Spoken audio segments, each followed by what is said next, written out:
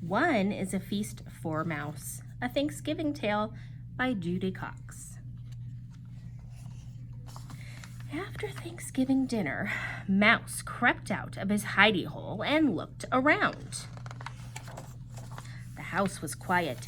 Dad snoozed in his chair with his book.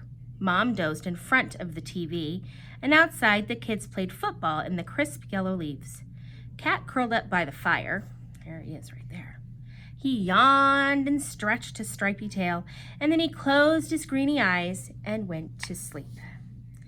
And there's the mouse. Mouse scampered up on the tablecloth. Thanksgiving leftovers were still on the table. There was so much to eat. Mouse saw a teensy tiny toothsome green pea all by itself under a plate. Give thanks, he thought. One will be a feast for me. And there he is with the pea right there. Mouse rolled the pea across the table to take it back to his hidey hole. But his eyes were bigger than his stomach, and he saw 6 leftover cranberries, glowing like rubies on a silver saucer. I'll just take one, he said to himself. One is a feast for me. So he balanced one cranberry on top of the pea and started once again across the table to his hidey hole. Oh, just then he saw 3 olives. I love olives. Black and shiny in a dish. I'll just take one, he thought. One is a feast for me. So he put the olive on top of the cranberry on top of the pea and carried the tidbits across the table. Then he saw the carrot sticks, crunchy and munchy and orange. Oh, I'll just take one, he thought. One is a feast for me. So he stuck one carrot stick into the hole in the olive, balanced both on top of the cranberry, on top of the pea, and started back to his hidey hole. Oh, look at all that stuff, you guys. Then he saw the mashed potatoes. Mouse potatoes.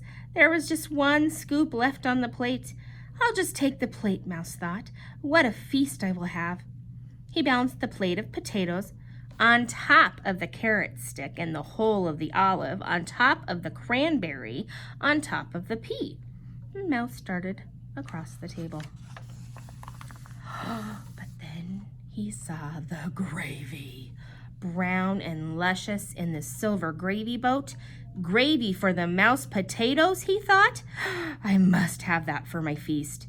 And he balanced the gravy boat on top of the mashed potatoes, on top of the carrot, on top of the olive, on top of the cranberry, on top of the pea, and he started off.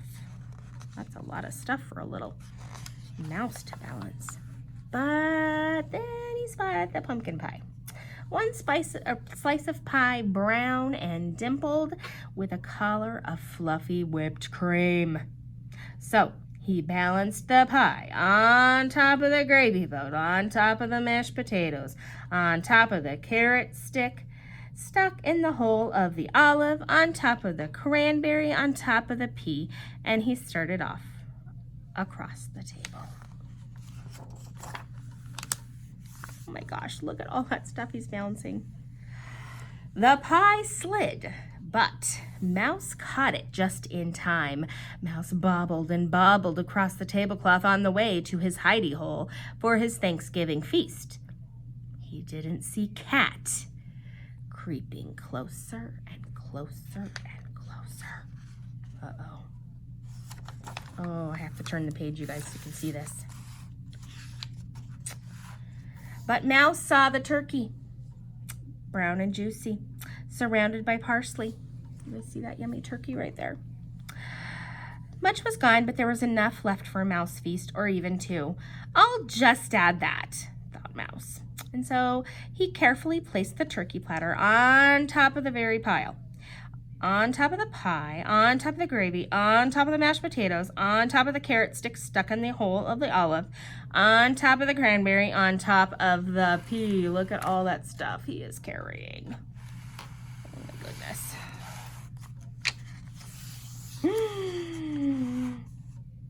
started off across the table to his hidey hole, and there, at the table's edge, he met C-A-T, cat. Greedy-eyed and hungry, clawing up the table on the tablecloth. Mouse skidded to a stop.